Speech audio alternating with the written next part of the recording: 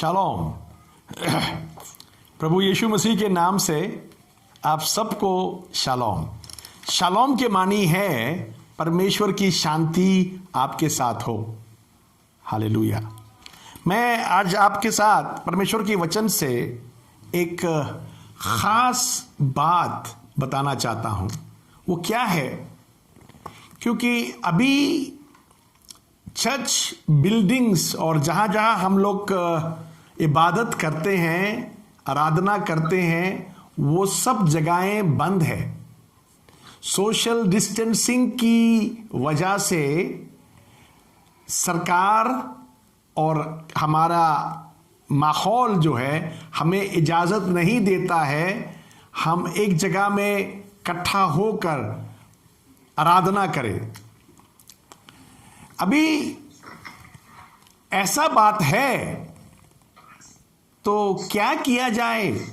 मैं आपके साथ एक विचार, सूचना अदल बदल करना चाहूंगा परमेश्वर का वचन से। मेरे साथ आप देखिए। मुझे किसी ने बताया था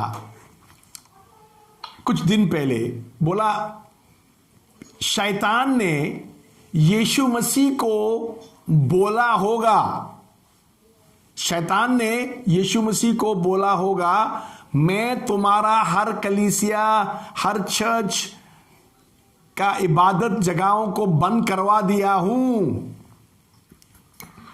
तो यीशु मसीह ने फिर जवाब दिया होगा शैतान को, बोला होगा, शैतान अब हॉल में नहीं, चर्च बिल्डिंग में नहीं, घर घर में चर्च बन गया है। घर घर में चर्च बन गया है। मैं आपको परमेश्वर का वचन से बताना चाहता हूं। पहली बार पेंटिकोस का दिन में जब सुसमाचार प्रचार हुआ था पतरस के द्वारा, वहां प्रचार होने के बाद 3000 लोग बपतिस्मा लिया। यह आपको मालूम है, प्रेरितों की 2 अध्याय की 41 आयत में लिखा है 3000 लोग बपतिस्मा लिया। उसके बाद कहां चर्च में गया? तो उस समय कोई चर्च बिल्डिंग था ही नहीं। तो कैसे करते थे? हम पढ़ेंगे आपके साथ प्रेरितों की 2 अध्याय की 46 आयत पढ़ेंगे आपके साथ। और वे प्रतिदिन एक मन होकर मंदिर में इकट्ठे होते थे। देखिए, प्रतिदिन एक मन होकर, यहां तो आपका हिंदी बाइबल में मंदिर में इकट्ठे होते थे लिखा है, मगर वो मंदिर नहीं था। मंदिर की कंपाउंड में, मंदिर के कंपाउंड बहुत बड़ा कंपाउंड है, वहां इकट्ठे होते थे। आगे, और घर घर रोटी तोड़ते हुए आनंद, घर घर रोटी तोड़ते आनंद और मन की सिधाई से, आनंद और मन की सिधाई से भोजन क्या करते थे। भोजन भी खाते थे। ये देखिए, रोटी तोड़ते थे प्रभु भोज, और रोटी खाते भी थे। वो जो नॉर्मल खाना है वो भी खाते थे।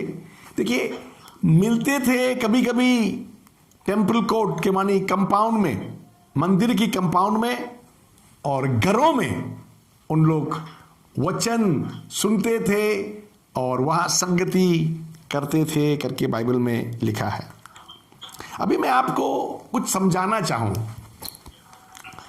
आपको यूहन्ना की 4 अध्याय में 21 से 24 आयत पढ़ेंगे तो आपको पता चला होगा यीशु मसीह ने समारिया औरत को साफ साफ बताया था। क्या बताया था? उसने साफ साफ क्या बताया था? वो औरत ने पूछा, ये आराधना कहां करे? हमारे अन्य जाति लोग तो पहाड़ पर करते हैं आराधना, और आप यहूदी लोग यरूशलेम में आराधना करते हैं। तो आप बताइए, आप प्रॉफिट है, आप बताइए आराधना कहां करना चाहिए? वो औरत ने जगह के बारे में पूछा। आराधना कौन सी जगह करना चाहिए? यीशु मसीह ने उस औरत को साफ साफ बताया, ना जगह ना दिन अहमियत रखता है, मगर परमेश्वर जो है आत्मा है, परमेश्वर आत्मा है, उसको इबादत करने वाले आत्मा और सच्चाई से इबादत करना चाहिए। हालेलुया। तो आज इबादत करना है, आराधना परमेश्वर को करना है, तो आत्मा और सच्चाई, ये दो बातें जरूरत है। आत्मा और सच्चाई, इनसे हम परमेश्वर की आराधना करना है। अभी दिन कई, जैसे शनिवार का दिन है, यहूदी लोग, इजरायली लोग शनिवार का दिन सबत का दिन कहता है, सेवेंथ डे एडवेंटिस्ट लोग सबत का दिन मानता है। क्या दिन जरूरत है? बाइबल कहता है दिन जरूरत नहीं है, दिन जरूरत नहीं है। यूहन्ना रोमियो की 14 अध्याय में बोलता है, आप चाहे दिन को मानना है मानो, नहीं मानना है मत मानो, मगर मानना या नहीं मानना परमेश्वर के लिए बड़ी बात नहीं है, क्योंकि परमेश्वर को इबादत हर दिन करना चाहिए, एक दिन नहीं, हफ्ता में। तो 46 आयत में हम देखता है लोग हर दिन उन लोग मिलते थे मंदिर के कंपाउंड में या घर घर में। बाद में मंदिर का कंपाउंड छोड़ के घर घर चले गया, हम यहां देखते हैं। अभी जब उन लोग मिल के क्या करते थे, हम देखेंगे 2 अध्याय की, प्रेरितों की 2 अध्याय की 42 आयत में देखता है 4 काम करते थे। क्या क्या करते थे? पहला काम, प्रेरितों का शिक्षा लेते थे। ये प्रेरितों का शिक्षा क्या चीज है? मत्ती की 28 अध्याय की 20 आयत में यूं लिखा है, यीशु मसीह ने चेलों से कहा, जो तुम्हें मैंने सिखाया है वो चेलों को सिखाओ। जो तुम्हें मैंने सिखाया है तुम चेलों को सिखाओ। इसके मानी है यीशु मसीह ने चेलों को सिखाया था जीवन कैसा जीना चाहिए, क्या करना चाहिए, क्या नहीं करना चाहिए। वो सब बातों को अब प्रेरितों की शिक्षा समझकर अभी लोग लेते हैं। यीशु मसीह ने चेलों को सिखाया था, चेलों ने, प्रेरितों ने कलीसिया को और अपने चेलों को सिखा रहा है। इसको कहता है प्रेरितों की शिक्षा। उसके बाद दूसरी बात, संगति करने के बाद, संगति कैसे करेंगे? इब्रानी के 10 अध्याय की 25 आयत में लिखा है, संगति ऐसा करना, दिन निकट आ रहा है, एक दूसरे को उत्साह देना है, बोलना है, हया मत छोड़िए, काम करते रहे, यीशु मसीह आने वाला बहुत करीब हो गया है। लोगों को एक दूसरे को सिखाना और समझाना है। तीसरी बात, रोटी तोड़ना। ये रोटी तोड़ना क्यों है? 1 कोरिन्थियों 11 अध्याय में ये एक अहदनामा है, परमेश्वर के साथ बांधने वाला वाचा है। 1 कोरिन्थियों 11 अध्याय हम पढ़ते हैं 23 से 31 आयतों में हम देखते हैं हमारे अंदरूनी जीवन को साफ करना है, सलीब के लायक जीवन जीना है। तो यहां रोटी तोड़कर हम अंदर से किसी को माफ नहीं किया, माफ करते हैं, मन को साफ कर देते हैं, मन में किसी के भेदभाव और कोई बातें नहीं लाते। उसके बाद चौथी बात, प्रार्थना कैसे करना चाहिए? 1 तीमुथियुस 2 अध्याय की 8 आयत में लिखा है, 1 तीमुथियुस 2 अध्याय की 8 आयत में आपके साथ पढ़ना चाहेंगे। प्रार्थना कैसे करें? सो मैं चाहता हूँ कि हर जगह पुरुष बिना क्रोध और विवेक के पवित्र हाथों को उठाकर प्रार्थना किया करें। बिना क्रोध, बिना गंदी विवेक, मगर हाथ उठाकर परमेश्वर की धन्यवाद और आराधना किया करे। हालेलुया। तो ये 4 काम करने में इनके जीवन उन्नति हुआ है। कैसे? 4 बातों में। पहली, प्रेरितों का शिक्षा जो है इनको सिखाया है क्या नहीं करना चाहिए और क्या करना चाहिए। तो उनके जीवन में कार्य समझ आया। दूसरा, संगति में एक दूसरे को गिरने नहीं दिया, पकड़ के रखा, एक दूसरे को सहायता करते रहा। संगति में वो बहुत जरूरत है। तीसरा, रोटी तोड़ने में अपने अंदरूनी जीवन को साफ किया। चौथा, यह हम देखते हैं प्रार्थना में परमेश्वर के साथ हमारा रिश्ता जुड़ गया। इसके बाद ये लोग कहां कहां जाते थे हम देखते हैं। पहली आयत हम देखते हैं। अभी ये लोग क्या है, कितने लोग हैं? 3000 लोग हैं। ये 3000 लोग इकट्ठा होना है। तो कहां इकट्ठा होंगे?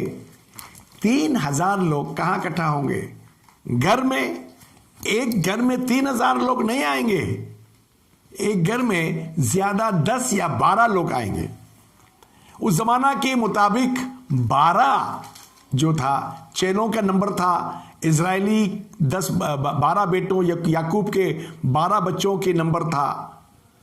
तो ये 12 नंबर में हर घर में जाएं तो 3000 विश्वासियों को, 3000 बपतिस्मा लिया हुआ लोगों को आप 12-12 हर एक घर में भेज दे तो 250 घर चाहिए 3000 लोगों के लिए। इसके मानी शुरुआत में 250 घरों में 12-12 चेले जाके इकट्ठा होते थे, वहां संगति करते थे और 12 नंबर के लोग हर घर में 3000 लोग के मानी है 250 घर वहां थे।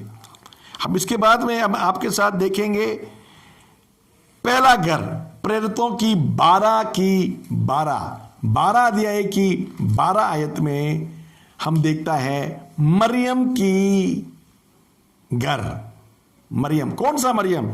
ये हम देखते हैं याकूब की माँ, या यूहन्ना की माँ, याकूब और यूहन्ना के माँ, उनकी घर में हम पढ़ते हैं प्रेरितों की 12 अध्याय की 12 आयत। और ये सोचकर वो उस यूहन्ना की माता मरियम के घर आए जो मरकुस कहलाता है। वहां बहुत लोग इकट्ठे होकर प्रार्थना कर रहे थे। हाँ, बहुत लोग वहां इकट्ठे होके प्रार्थना कर रहे थे। कहाँ? मरियम के घर। इसके बाद हम आपके साथ तीसरा घर देखेंगे, लिडिया के घर, प्रेरितों की 16 अध्याय की 40 आयत। प्रेरितों की 16 अध्याय की 40 आयत। वे बंदगृह से निकलकर लुदिया के यहाँ गए और भाइयों से भेंट करके उन्हें शांति दी और चले गए। फिलिपी जेल में पौलुस और सिलास बंद था। परमेश्वर ने इनको अचंभाव तरीका से छुड़वाया।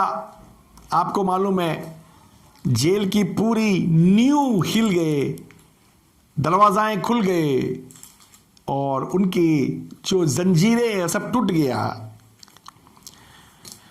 तो उसके बाद निकल के आने के बाद उन्होंने एक, आपको मालूम है, जेलर को बचा दिया। जेलर बच गया था।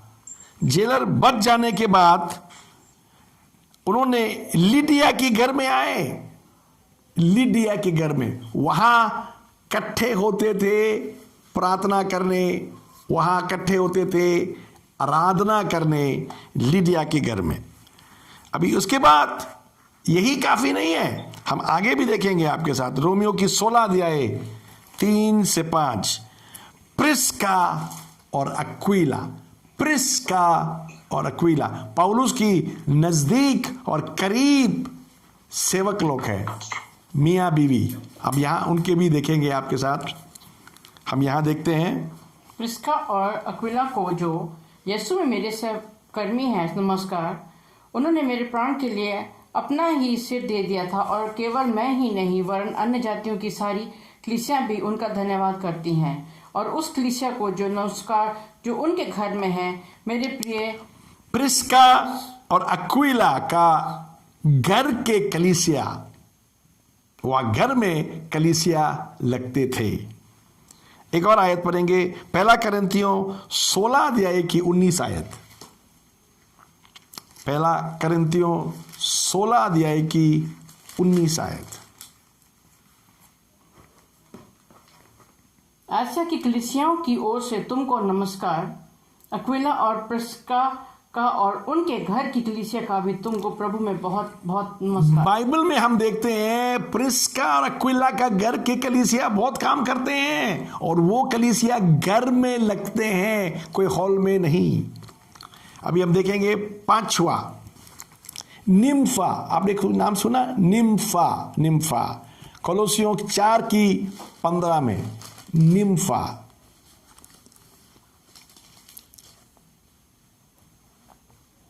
कोलोसियों 4 की 15। नुतकिया के भाइयों को और नुम्फास और उनके घर की कलीसिया को नमस्कार। निम्फा की घर की कलीसिया को नमस्कार कर रहा है। निम्फा बहुत अच्छी बहन है, प्रभु में बहुत अच्छा सेवा करने वाली बहन है। उसके घर में कलीसिया लगता है। निम्फा की घर की कलीसिया कोलोसियों की 4 अध्याय की 15 आयत में लिखा है। उसके बाद फिलेमोन और अफियाहा का घर की कलीसिया। फिलेमोन 1 अध्याय 1 और 2 आयत पढ़ेंगे। पौलुस की ओर से जो मसीह यीशु का कैदी है, और भाई तिमोथियस की ओर से हमारे प्रिय सहकर्मी फिलेमोन और बहन अफिया, और हमारे साथी जोदा अर्खिपुस और फिलेमोन के घर की कलीसिया के नाम। फिलेमोन की घर की कलीसिया के नाम, घर में कलीसिया। आगे हम देखें 7वां बात है, और भी कलीसियाएं घर में होते थे। इनका ही नहीं, और भी होते थे। हम पढ़ेंगे प्रेरितों की 5 की 42।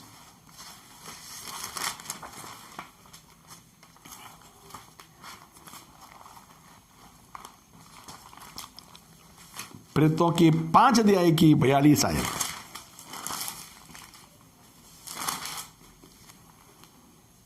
और प्रतिदिन मंदिर में और घर घर में उपदेश करने और इस बात का सुसमाचार सुनाने से कि यीशु ही मसीह है, ना रुके। घर घर में, घर एक घर नहीं, घर घर में।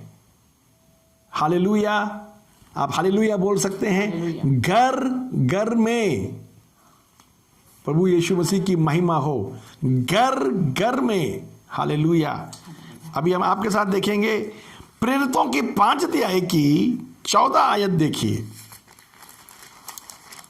अभी हम प्रेरितों के 5 अध्याय में है, 14 आयत देखिए। और विश्वास करने वाले बहुत तेरे पुरुष और स्त्रियां प्रभु की कलीसिया में और भी अधिक आकर परमेश्वर की कलीसिया में विश्वास करने वाले काफी बढ़ गए, लिखा है प्रेरितों की 5 अध्याय की 14 आयत। काफी कलीसिया बढ़ गए। अभी 10 नहीं, 20 नहीं, 40 नहीं, 100 नहीं, 200 नहीं, 1000 नहीं, 2000 नहीं, काफी हजारों बढ़ गए।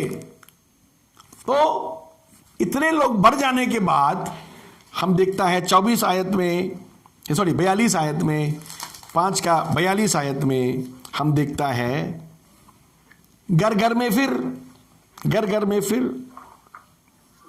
और प्रतिदिन मंदिर में और घर घर में उपदेश करने और इस बात का सुसमाचार सुनाने से कि यीशु ही मसीह है, यीशु ही मसीह है। प्रेरितों की 10 अध्याय हम कॉर्नेलियस का घर में देखना चाहता हूं। अब पतरस जेल से छूट आया, घर में था, परमेश्वर ने उसको दर्शन दिया, उसी समय दर्शन के कारण वो कॉर्नेलियस का घर आ गया। हम पढ़ेंगे प्रेरितों की 10 अध्याय 25, 26 और 27 आयत पढ़ेंगे। जब पौलुस भीतर आ रहा था तो कुरनेलियुस ने उससे भेंट की और पांव पकड़े प्रणाम किया, परंतु पतरस ने उसे उठाकर कहा, खड़ा हो, मैं भी तो मनुष्य हूँ। और उसके साथ बातचीत करता हुआ भीतर गया और बहुत से लोगों को इकट्ठे देखकर, बहुत से लोग इकट्ठे हो रहा है प्रार्थना के लिए कॉर्नेलियस के घर में भी। हम 30 से 33 पढ़ेंगे आपके साथ। कुरनेलियुस ने कहा कि इस घड़ी पूरे 4 दिन हुए कि मैं अपने घर में तीसरे पहर को प्रार्थना कर रहा था कि देखो, एक पुरुष चमकीला वस्त्र पहने हुए मेरे सामने आ खड़ा हुआ और कहने लगा, हे कुरनेलियुस, तेरी प्रार्थना सुन ली गई और तेरे दान परमेश्वर के सामने स्मरण किए गए हैं। कॉर्नेलियस को फरिश्ता आके बोला, तुम्हारा प्रार्थना सुन ली और तुम्हारा दान जो देता है परमेश्वर के सामने आ गया है। आपके दान देना कभी बेकार नहीं है, परमेश्वर के सामने पहुंचता है वो भी। और हम यहां देखता है कॉर्नेलियस को परमेश्वर ने चुना, उसके घर को भी परमेश्वर ने चुन लिया। तो मैं आपको ये क्या कहना चाहता हूं, आज के समय में चर्च बंद है, चर्च नहीं खुलता है, आप चिंता मत करिए। आप अपना रिश्ता परमेश्वर से सही रखिए। घर घर में प्रार्थना होना है, घर घर फिर से कलीसिया बनना है। हालेलुया। घर घर फिर कलीसिया बनना है। प्रकाशित वाकया में हम देखता है, प्रकाशित वाकया 21 अध्याय, रेवलेशन 21, प्रकाशित वाकया 21 अध्याय में हम बाइबल में देखता है। हालेलुया। पर 3 आयत, 21 का 3। हाँ 21 का 3। फिर मैंने सिंहासन में से किसी को ऊंचे शब्द से ये कहते हुए सुना कि देख, परमेश्वर का डेरा मनुष्य के बीच में है। परमेश्वर का डेरा मनुष्य के बीच में है। वो उनके साथ डेरा करेगा। वो उनके साथ डेरा करेगा। इसके मानी आपके घर में परमेश्वर, आपके घर में परमेश्वर, बोले हालेलुया। आपके घर में परमेश्वर रहना चाहता है। प्रकाशित वाकया 21 अध्याय के 3 आयत, tabernacle of God is among main, परमेश्वर की तंबू लोगों का बीच में है। हालेलुया। और 4था आयत पढ़ेंगे हम आपके साथ। और वो उनकी आंखों से सब आंसू पोंछ डालेगा। वो परमेश्वर आपके आंखों के आंसू पोंछ डालेगा, लिखा है। और इसके बाद मृत्यु ना रहेगी। हाँ, उसके बाद परमेश्वर की सामर्थ आएंगे। हालेलुया। मैं आपको बता सकता हूं, समय आ गया है, जब तक आपके गिरजाघर की दरवाजा खुल नहीं जाए, आपको मैं बता दूं, आपके घर को ही परमेश्वर चुन लिया है। परमेश्वर की घर, इबादत के घर, आराधना के घर, और वहां भरपूर आराधना करे। प्रभु आपको चुन लिया है, आपके घर को चुन लिया है। जब तक कलीसियाएं, दरवाजाएं नहीं खुल जाता है, इबादत करें, इबादत करें।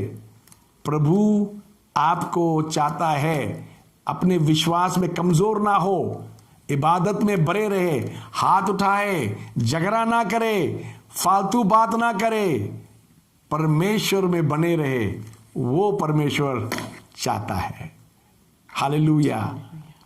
आज मैं आपको बताया था, देखिए मरियम का घर है, लिडिया का घर है, प्रिस्का का घर है, नम्फा का घर है, फिलेमोन का घर है, और भी घरें हैं। सब घरों में क्या हुआ है?